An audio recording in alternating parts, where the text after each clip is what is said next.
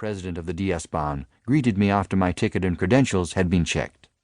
"Welcome, welcome, 1,000 times welcome. I am delighted you can join us. This is a truly historic occasion, and the DS-Bahn is pleased that you can share it with us." He was big and beefy, as are so many Germans. I had learned that it is not fat that makes them that way, but muscle. He had a large but aristocratic face and silvery hair. He squeezed my hand with a genuine sincerity. "I'm very glad to be here," I told him. "I have been looking forward to this. I've always wanted to ride the Danube Express, but I didn't expect to be so lucky as to be present on its 25th anniversary. We've been preparing for this great day for some time. Now it is finally here. Tomorrow we set off on our marvelous journey." He caught sight of someone past me. "Let me introduce you. Herr Vollmer," he called. Gerhard Vollmer was prematurely white-haired, but had a skier's tan, a firm jaw, and the look of a businessman who would be tough in a negotiation. He smiled, showing good white teeth, and Brenner said, "Herr Vollmer made the decision to join us quite recently, did you not, Herr Vollmer?" To me he said, "Herr Vollmer is with the Norddeutsche Energie." I had heard the name. They were one of the leading suppliers of energy in Europe, with electrical power plants, oil refineries, and liquid natural gas tankers. Based in Germany near Hamburg, they had offices and operations in several other countries. Herr Vollmer gave me a firm handshake.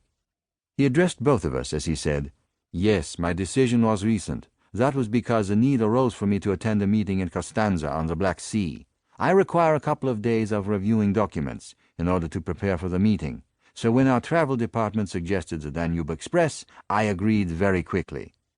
"And," interjected Brenner in his bluff, hearty manner, "an auxiliary reason came to mind. Is that not so, Herr Vollmer?" The German nodded. "We often transport heavy equipment used in oil drilling, and we may soon conclude a contract with the Danube Express for that service. I can tie up a few loose ends on this journey." Erich Brenner nodded emphatically. "Yes, we are not only a luxury train service, we have routine transportation capabilities too. So," he went on, "this trip could turn out to have far-reaching consequences, could it not?" Vollmer gave a rueful laugh. "The word leaked out a few days ago, yes, so now everyone knows." He must have caught the blank look on my face, for he explained. "Exploration in the Black Sea of the offshore potential for a high grade of oil has been bringing us extraordinary results. The meeting I am to attend could, should it have the success we all hope for, have the consequence of making Germany independent of Middle East oil." "I certainly wish you success in that case," I told him, and Herr Brenner endorsed my sentiment wholeheartedly. "We will be talking later," Vollmer said to Brenner. "We need to establish your open capacity for the next 3 months." He shook hands with me again. "A pleasure to meet you, and I am sure we will have an opportunity to chat again." "I certainly hope so," I said, and Vollmer left. Herr Brenner was already waving to bring over another passer-by. "It is important you meet everyone on the train. This is Paolo Conti. He is with the European Wine Journal, reporter at large. Isn't that your title, Paolo?" Conti was tall, and though the polite term was lean, he was skinny.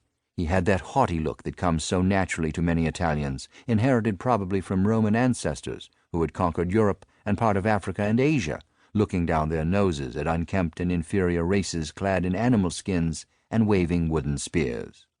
When he smiled, though, the haughtiness disappeared, and he greeted me as if he really was glad to meet me.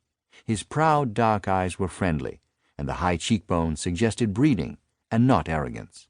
He was probably in his 40s, but with the touch of world-weariness that made him look older. His slick black hair was abundant, and his smile showed strong white teeth. "This journey will make a great story for the Journal," I told him.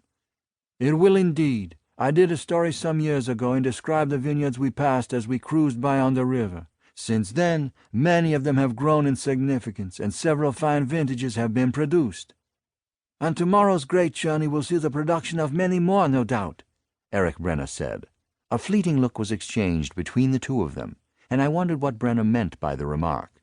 Before I could ask, however, Conti was excusing himself to talk to a couple, and Brenner was introducing me to Dr. Richard Stolz.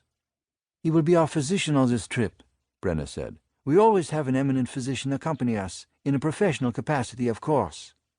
An invitation which I, for one, am pleased to